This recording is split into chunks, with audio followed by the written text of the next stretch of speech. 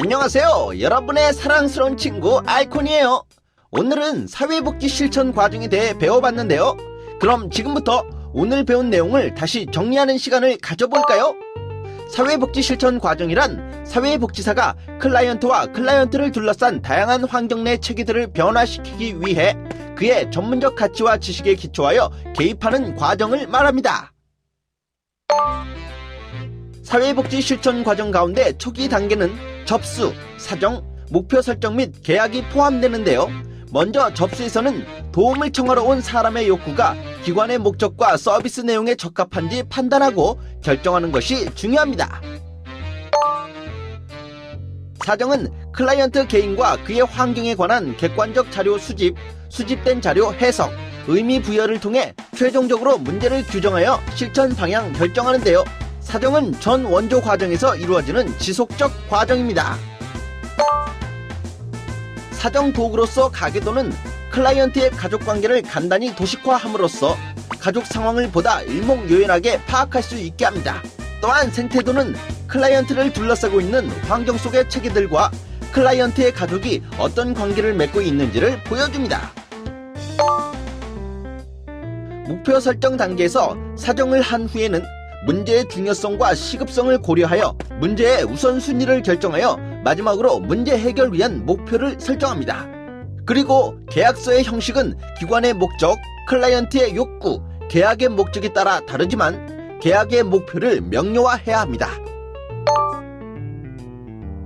사회복지 실천 과정 가운데 중간 단계는 개입으로 클라이언트가 자신이 직면한 문제를 해결하거나 자신의 능력과 잠재력을 개발하는 것이 핵심적인 내용입니다.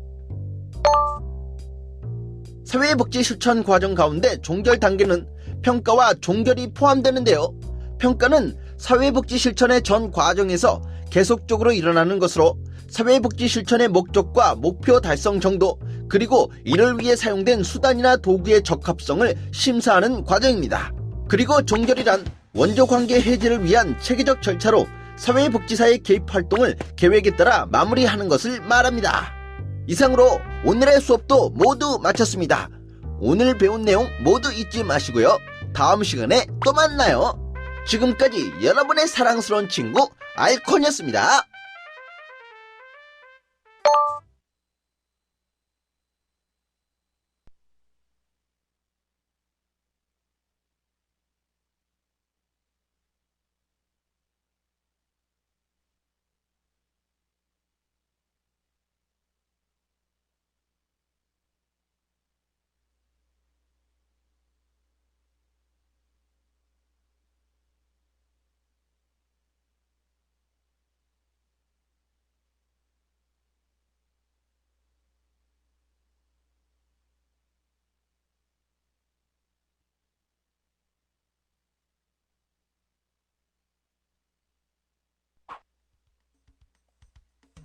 홍 선생님, 안에 계시면서 왜 매번 문을 안 열어주시는 거예요? 기운도 없는데 문 여느라 한참을 고생했잖아요. 다음부턴 꼭 홍 선생님이 직접 문 열어주세요. 그게 이 강의실이 워낙 방음시설이 잘 돼 있어서 밖에서 폭탄이 터져도 잘 안 들린다니까요. 근데 오늘따라 나비아 씨가 많이 날카로워지신 것 같군요. 사실은요, 홍 선생님, 저 오늘 뭔가 달라진 거 없나요? 자세히 좀 봐주세요. 글쎄요, 달라진 곳이라. 다크서클이 좀 진해지고 얼굴이 푸석푸석한 게 밤새 오늘 수업 내용 예습하신 거였군요. 그렇죠? 어머머머, 제가 어디 다크서클 있다고 그러세요? 피부도 꼬박꼬박 관리받고 있다고요. 그러지 말고 찬찬히 봐주세요. 저 좀 날씬해진 것 같지 않나요? 네? 날씬이라. 참 어려운 질문이군요. 그런데 왜 갑자기 그런 질문을 하시는 건지. 저 요즘 다이어트 하거든요. 뭐 지금도 뚱뚱하다고 생각하진 않지만 여자의 욕심이란 게 끝이 없잖아요. 이거 비밀인데요. 사실 좀 500g이나 빠졌어요. 아, 그러고 보니 좀 날씬해지신 것 같기도 하네요. 제가 아무리 예뻐졌다고 해도 그렇게 뚫어져라 쳐다보지 마세요. 부끄럽잖아요. 아니, 제가 언제... 우선 학습 목표부터 함께 보시죠.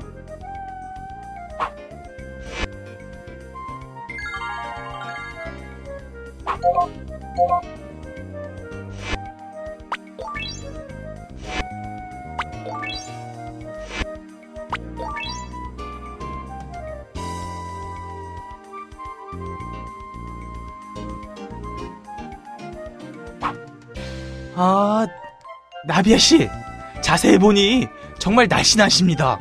더 다이어트 안 하셔도 되겠어요. 갑자기 왜 그러세요? 혹시 또 목캔디 때문에 마음에 없는 소리 하시는 거예요? 이렇게 쉽게 들켜버리다니. 무한하군요. 그렇게까지 안 하셔도 목캔디 정도는 드릴 수 있어요. 여기요.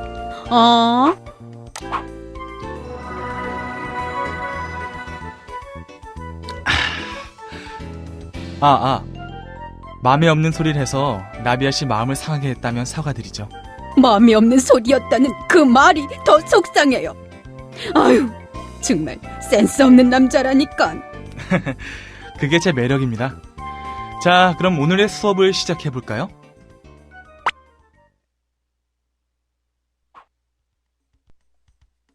지난 시간까지 사회복지 실천의 개입 수준에 대해 모두 배워봤는데요. 나비아 씨, 전통적인 사회복지 실천 방법에는 어떤 것들이 있죠? 기본이죠. 사회복지 실천 방법에는 개별 사회 사업, 집단 사회 사업, 지역 사회 조직 사업이 있잖아요. 그렇죠. 그럼 각 실천 방법의 모형에는 어떤 것들이 있는지도 기억하시죠? 그게 워낙 비슷비슷하고 많아서 좀 헷갈리네요. 그럼 마지막으로 딱 한 번만 사회복지 실천의 개입 수준에 대해 정리해 드릴 테니 꼭 기억해 두세요.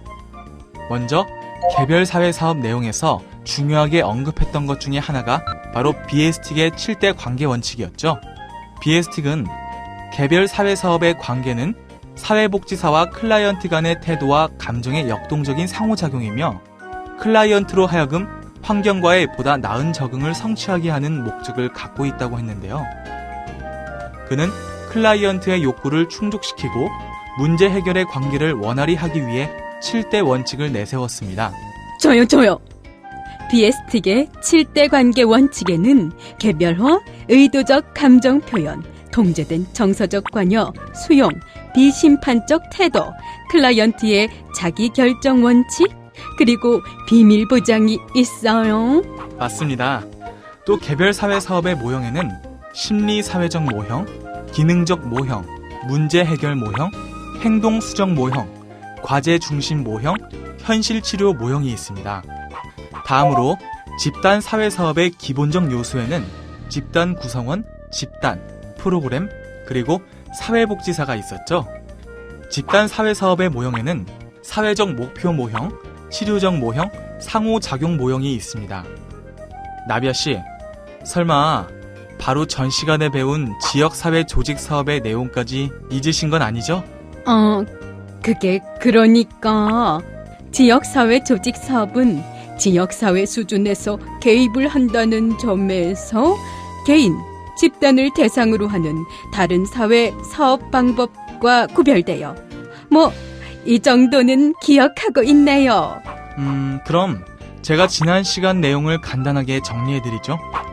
먼저 자선조직협회와 인보운동이 전개한 이웃의 조직화가 지역사회 조직의 기원이 됐다는 거 잊지 마시고요. 지역사회 조직 사업의 모형인 지역사회 개발 모형, 사회계획 모형, 사회행동 모형의 내용과 특성을 꼭 기억해 두시기 바랍니다. 내용과 특성은 설명 안 해주시는 건가요?